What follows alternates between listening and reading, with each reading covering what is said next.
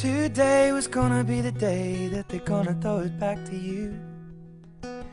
By now you should have somehow realized what you got to do.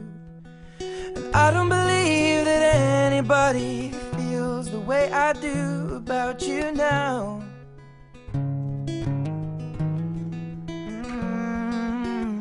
Backbeat the word is on the street that the fire in your heart is out. And I'm sure you heard it all before, but you never really had a doubt. Well, I don't believe that anybody feels the way I do about you now.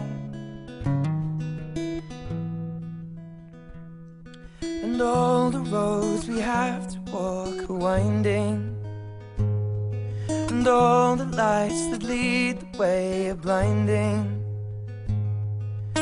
There are many things that I would like to say to you, but I don't know how. I said maybe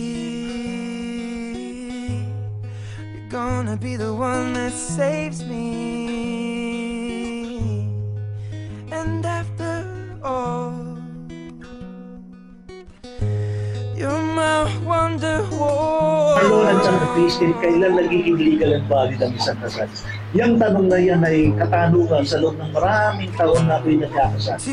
Sa loob ng mahigit 3 dekada na isa sa trabaho ko to ay laging tinatanong kasal ba may legal and valid? Marahil yung dinakatanungan nyo o maybe sumagi sa isipan nyo gano'ng katanungan. Kailan po yung tanong, kailan nagiging legal and valid ang isang kasal?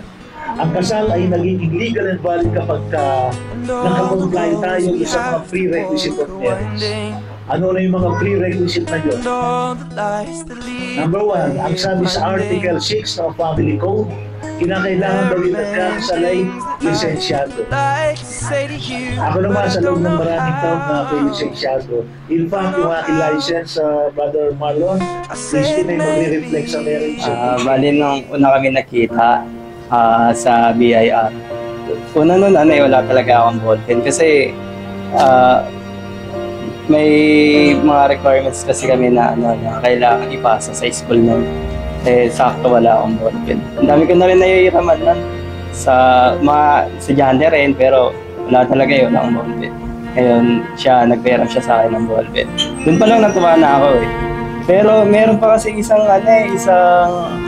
problema ako nun eh. Yung documents ko, walang firma yung magulang ko, nalimutan ko na. Nagpakasakali na ako na baka pwede.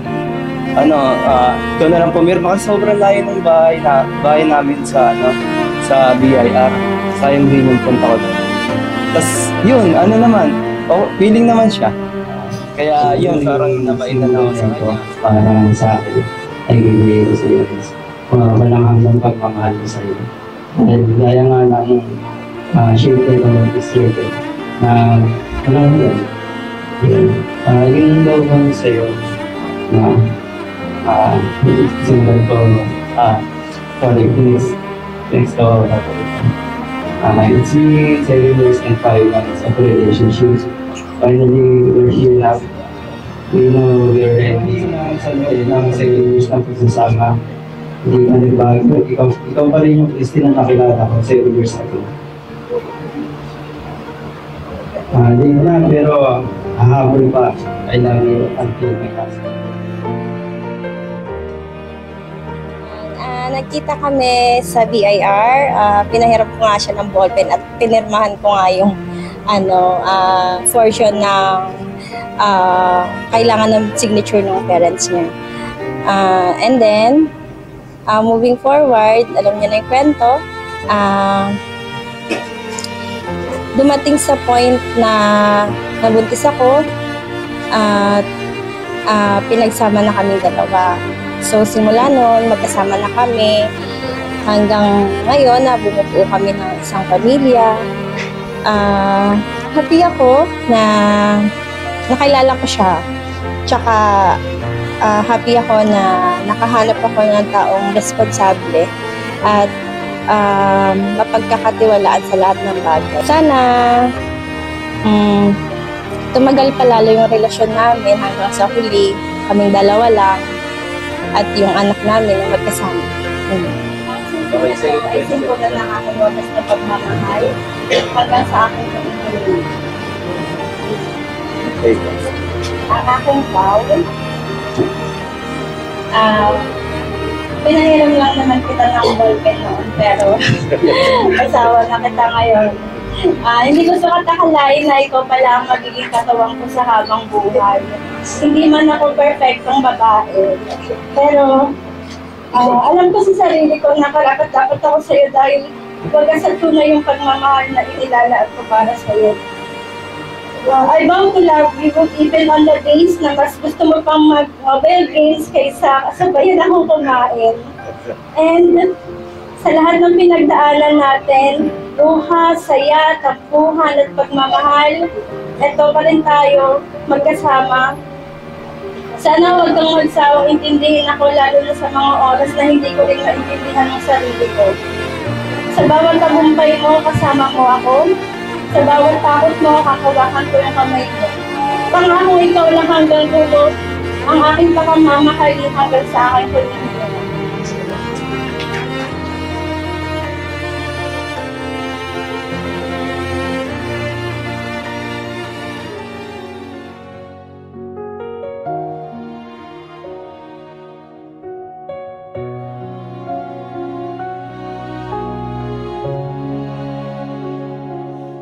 Here I walk to you like I always dream.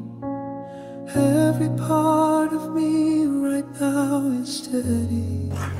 Para sa akin kasi, siya, very positive siya kasi.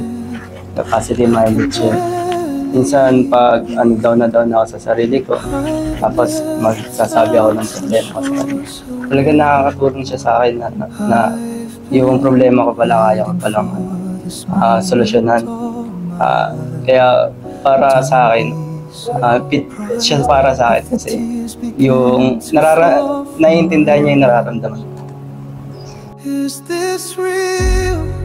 I want it to be true.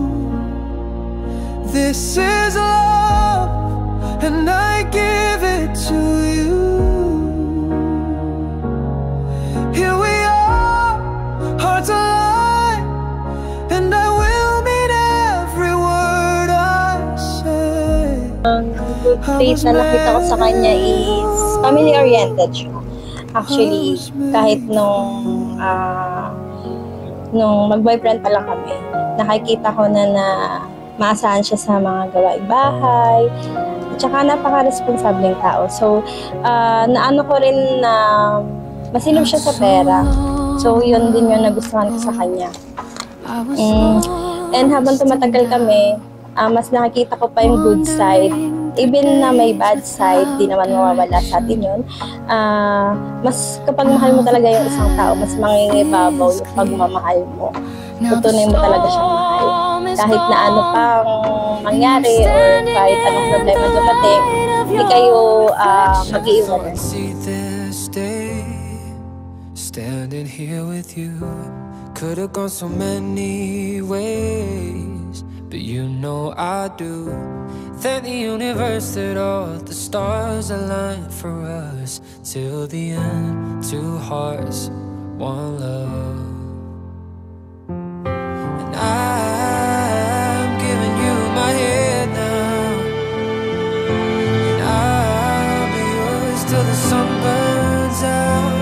Until our hearts are barely beating, I'm gonna stay right where we are until we're old and barely breathing, till death do us part.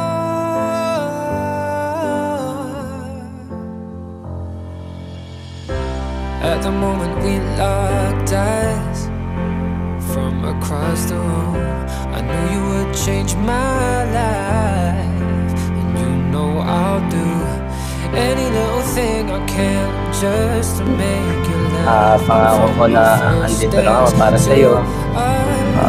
Kung kailangan mo ng tulong, huwag kang mahiyang magsabi sa akin. Lahat ng problema, ikaw dalawa tayong magtutulungan, magsosolusyon na natin. Christy na Estelera. Mahal na mahal kita.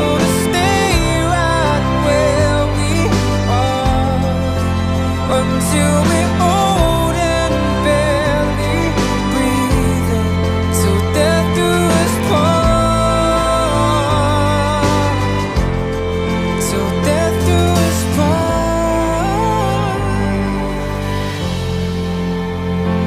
On and on, on and on, on and on.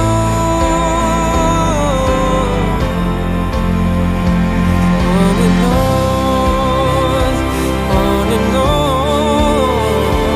on and on.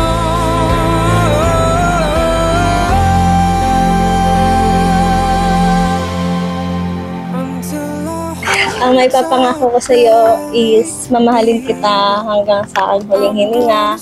At andito lang ako lagi nakasuporta sa iyo. Kahit na ano man mangyari o ano man ang ating pagdaanan sa buhay, hindi kita iiwan at susukuan. Ayun, Marlon Rivera, mahal na mahal kita.